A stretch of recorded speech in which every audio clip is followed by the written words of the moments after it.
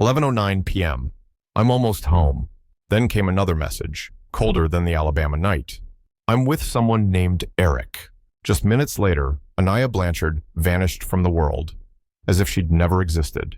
Her Honda CR-V was found 2 days later, parked outside a strange apartment complex in Montgomery, smeared with blood, scratched up, and reeking of cleaning chemicals.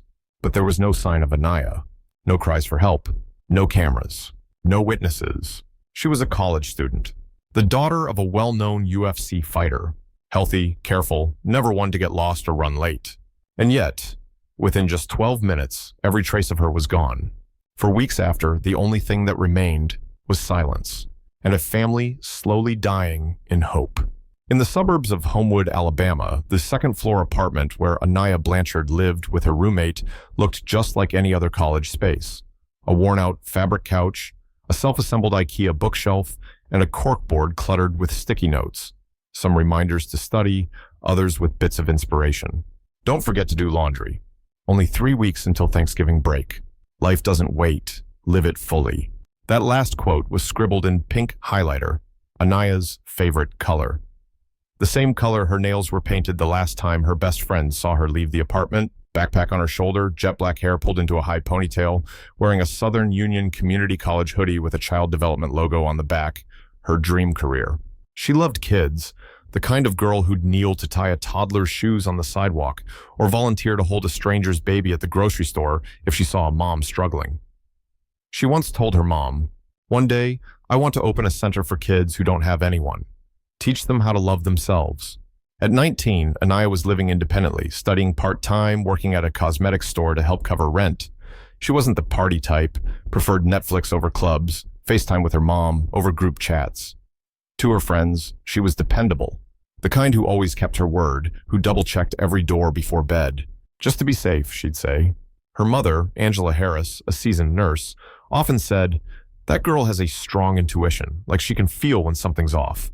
Even her stepfather, UFC fighter Walt Harris, described her as a gentle warrior, strong when she had to be, but never too proud to lean on her mom when tired. On the night of October 23rd, 2019, Aniah left her apartment around 10:30 p.m., planning to stop at a gas station and head right back home. She had class early the next morning and always prepped her materials the night before. When she left, her phone was charging. Her purse was still on the table. Even her mascara was left uncapped, like she was coming right back. But no one knew. In just a few hours, that normal life would be gone, and nothing would ever be the same again. Angela Harris remembers that night, down to the minute.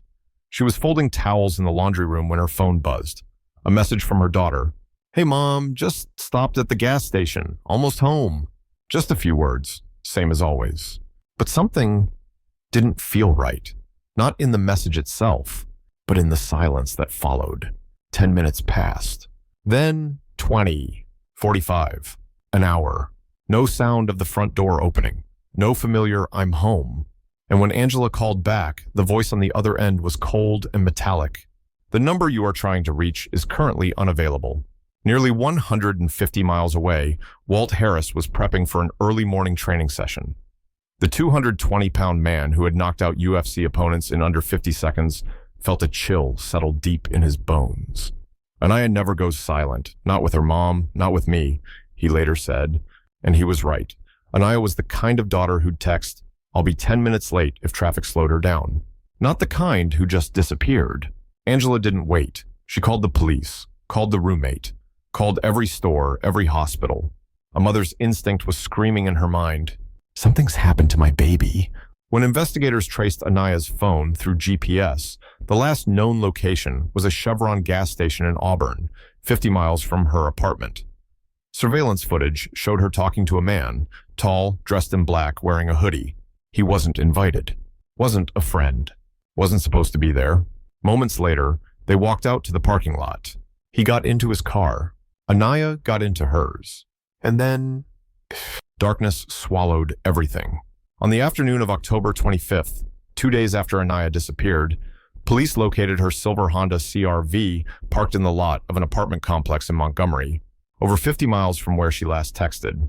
From a distance, the car looked ordinary, no signs of damage, nothing suggesting a break-in. But as investigators stepped closer, the details began to unravel. The driver's door was cracked open, just slightly.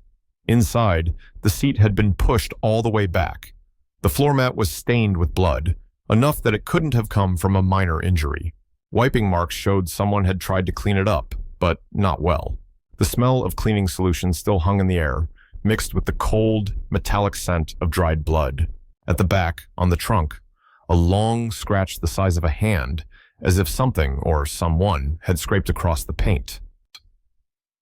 One side mirror was folded in, but not in a way a driver would do. And in the glove compartment, no wallet, no phone, just a folded school worksheet speckled with blood. When word of the car broke, Angela rushed to the scene. She looked through the window, and in her gut, she knew. Her daughter had not been the one to park that car.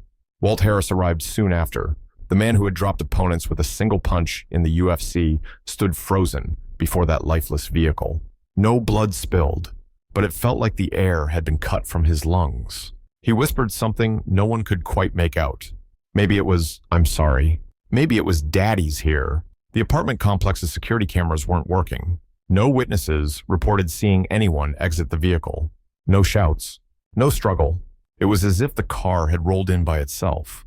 It was the only clue they had, but it refused to speak. 3 days after Aniah vanished, police released surveillance footage from the Chevron gas station in Auburn, the place she had stopped on the night of October 23rd. The footage was grainy, but clear enough to show a moment no one in her family would ever forget. Aniah entered the store just before 11 p.m. She was wearing light jeans, a black hoodie, hair tied high. She was alone. She picked up some snacks and a drink. She didn't look afraid. But as she walked out of frame, a man followed. He was nearly 6'6", dark-skinned, dressed in black from head to toe. Hoodie pulled over his head, broad shoulders, purposeful stride. A store employee would later recall how he stared at Aniah, cold and calculating, like he was picking something off a shelf. When the image was enhanced, police confirmed his identity. Ibrahim Yazid, 29 years old. A long criminal history. Out on bond for a previous case of kidnapping and attempted murder less than 6 months earlier. Questions exploded across the community. How was a man like that still walking free? And why, on that night, was he in the same place as Aniah? Then came a witness, an anonymous man who told police he saw Yazid forcing a young woman into a vehicle at the gas station. She tried to fight back, he said, but he was too big, too fast. Afraid, the man didn't intervene.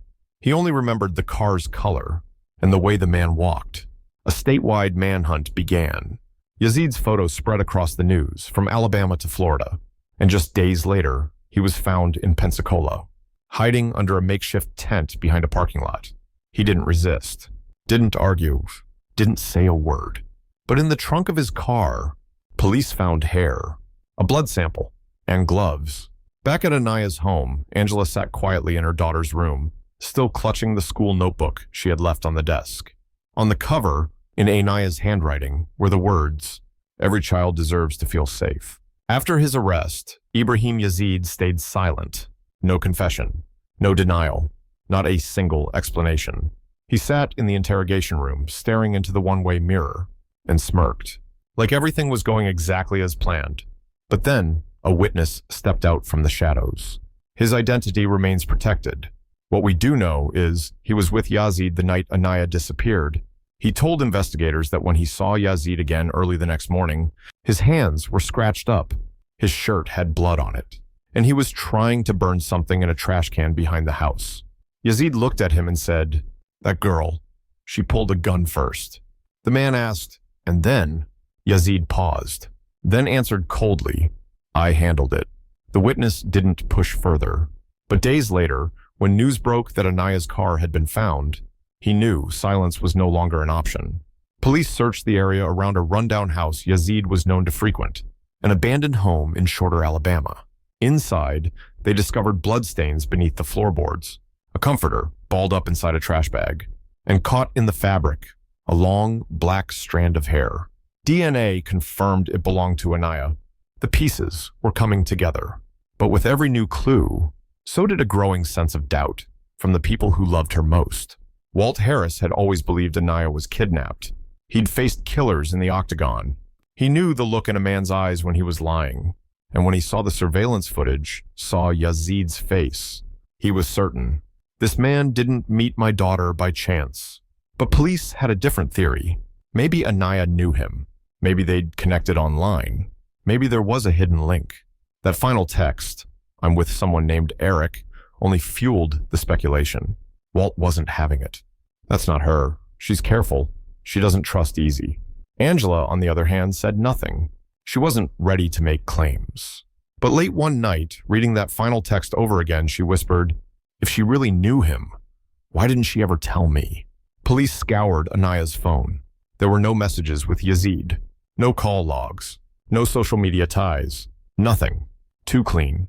Clean enough to raise suspicion. Yazid stayed silent. But then, a second witness came forward, a man who lived near the same boarding house. He told police he saw Yazid dragging something heavy, wrapped in a blanket, out of his vehicle toward a wooded area nearby. When he asked what it was, Yazid replied, "Just leave it, ain't your business." The moment that tip came in, Walt Harris didn't wait.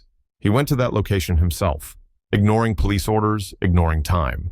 He pushed through brush, searched tree roots, rock crevices, until he stopped, knelt to the ground, and said nothing. Weeks later, police sealed off the area, and in a shallow depression beneath a tree root, more than 20 meters from the road, they found human remains. Alongside them, a pink braided leather bracelet. Angela recognized it instantly. Aniah had worn that bracelet since she was 12. She never once took it off. Not long after Aniah's remains were discovered, the media began digging into the name Ibrahim Yazid, and what they uncovered sent shockwaves through this community. He wasn't a stranger. He wasn't a first-time offender, and he wasn't unknown to law enforcement. In fact, Yazid had a long criminal record. He'd been charged with kidnapping, assault, illegal possession of weapons, and even attempting to murder a witness. And yet, he was out on the streets. 9 months before Aniah vanished, Yazid had been arrested for kidnapping a 77-year-old man, beating him so badly it broke bones, then robbing him. He was hit with 5 first-degree felony charges, but still released after posting bail. The amount? Less than $3,000. Angela could hardly believe it. She sat silently at a press conference as lawyers read out the details, unable to meet anyone's eyes. All she could whisper was, "If the system had done its job, my baby would still be alive." Walt Harris couldn't hold back. He slammed his fist into a courthouse wall, not because he lost a fight, but because this time, he never even got the chance to fight for his daughter. The press demanded answers. How could someone like Yazid, with that kind of history, still be walking free? Who gave him a second chance? While his victim got none, civil rights advocates weighed in. Justice cannot be a revolving door, where dangerous men walk out and the innocent never come back. Crowds gathered outside the Montgomery courthouse.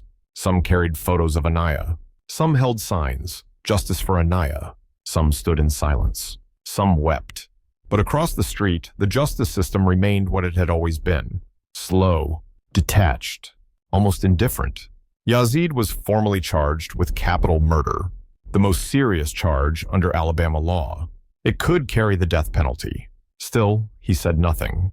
No plea, no objection, no eye contact. He just sat there, like a man waiting for the next move in a game of chess. And it was in that silence that everyone finally understood. This wasn't just about one murder. This was an indictment of the system itself. In March 2020, the Blanchard family was told that Ibrahim Yazid's trial would be scheduled for the fall. They exhaled a cautious, weary breath. The long road to justice had begun. But fall came, and nothing happened. The defense requested a delay. They needed more time to review the evidence. The judge approved. In the spring, they tried again. Another delay. This time, Yazid isn't well enough to appear in court. Then came summer. Then winter. Then another year. Every time it seemed the end was near, the court opened another door, leading only to more waiting. Angela began keeping track, writing each day in a small purple notebook. Purple, Aniah's favorite color. She wrote, Day 201, still no apology. Day 319, another delay. They say more paperwork is needed. Day 476. I dreamed of her. She was studying. Didn't look back. Walt didn't write, but he counted. He counted every call from the courthouse, every visit back to Aniah's mother's home, walking past her room where everything still sat untouched. The backpack still hung where she left it. Her hoodie still had ink stains on the sleeve, but she was gone, and justice was slipping further away. As the trial stalled, a dark theory began spreading online. No one knew where it started, but it spread like a virus, planting a chilling seed of doubt. What if Aniah actually knew Yazid?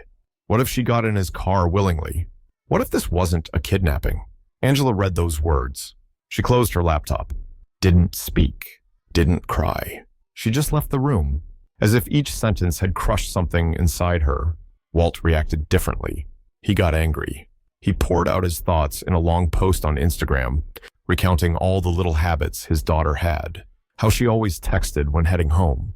How she checked the doors at night. How she never went anywhere without telling her mom. When people can't explain cruelty, he wrote, they look for reasons to blame the victim. But she didn't do anything wrong. She lived like any other girl, like your daughter, like your sister. The prosecution stayed silent. The defense, of course, didn't deny the rumors. They didn't have to. They just had to plant the seed and let the public water it. That's when the Blanchard family realized they weren't just fighting a killer. They were fighting a world that would rather doubt the victim than face the truth. Angela stood in front of over 500 Auburn students wearing a t-shirt with Aniah's face on it, retelling every final moment, every instinct, every call no parent ever wants to get. She didn't cry. She didn't break. She just spoke, with the voice of a mother who once had to receive her daughter's bones in a plastic evidence bag. And then she founded Aniah's Heart, a nonprofit with a clear mission: to educate young women and college students on personal safety, self-defense, and most importantly, to never blame themselves for living freely. Walt Harris returned to the UFC.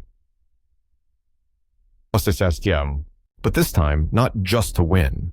He stepped into the octagon wearing shorts embroidered with his daughter's name. And after every match, instead of thanking fans, he called for legal change. Together, he and Angela fought to pass Aniah's Law, a bill that would allow courts to deny bail to violent felony suspects. In November 2022, Alabama passed it, with nearly 80% voter support. It wasn't a victory. It was a warning. Never another Aniah, but even then, a wound remained open. Yazid's trial still hadn't happened. In March 2023, his lawyers requested another delay. This time, he needs more time to mentally prepare. In June, another. Now the reason: insufficient rebuttal witnesses. And in July, the family received a new notice. The trial may be postponed until 2026. Angela sat at the kitchen table, a cup of cold tea in front of her. She opened her purple notebook and wrote one more line. Day 1011, he's still silent, and justice still hasn't spoken. There's something strange about time, after someone disappears. At first, every day is a burning ache, like salt rubbed into an open wound. Then slowly, it scars over. No more bleeding, but it still throbs whenever you touch it. For Angela Harris, whenever someone asks, "How many children do you have?" she still says, 2, one who's alive, and one still waiting for justice. Aniah's room remains untouched. The nightlight still glows each evening. On the desk sits a small photo frame, a smiling 19-year-old girl, hair tied high, standing in the middle of a lecture hall, as if the future was still hers to reach for. Walt Harris may have returned to the ring, but he carries a wound no one sees. In one interview, he said, "I used to think beating someone in a fight was the hardest thing, but now I know. Staying on your feet is the real battle." He still drives past the gas station where Aniah was last seen, not to chase ghosts, but to remind himself everything can change in just minutes. The Auburn community still remembers Aniah. Each year, they host Aniah's Day, a day where people wear pink, donate to Aniah's Heart, and wrap their arms around mothers who've lost their children. And every time someone asks, does justice really exist? Angela doesn't answer right away. She looks toward the audience, at the young women sitting there, eyes just like her daughter's. Then she says, slowly, If she lives on in every act of kindness, every heart that chooses love, every law that's passed, then maybe justice doesn't only live in courtrooms. Maybe it lives right here, between us. Aniah Blanchard is gone, but her story remains. It lingers in dorm rooms, where young women now lock their doors a little tighter. It lives in the unfinished stories of mothers, whose final text messages never got a reply. And it lives in the eyes of a father, who once stood in the middle of a cage to fight, and now can only stand and watch justice get delayed. Again and again, we can't change the past, but we can choose how we tell it, and how we make sure it never repeats. So now we ask you, do you believe Aniah really knew Yazid? What do you think happened in those final moments? And why even now, he still refuses to speak? Thank you for staying with us until the end. We can't rewrite Aniah's ending, but we can change how the world treats girls like her.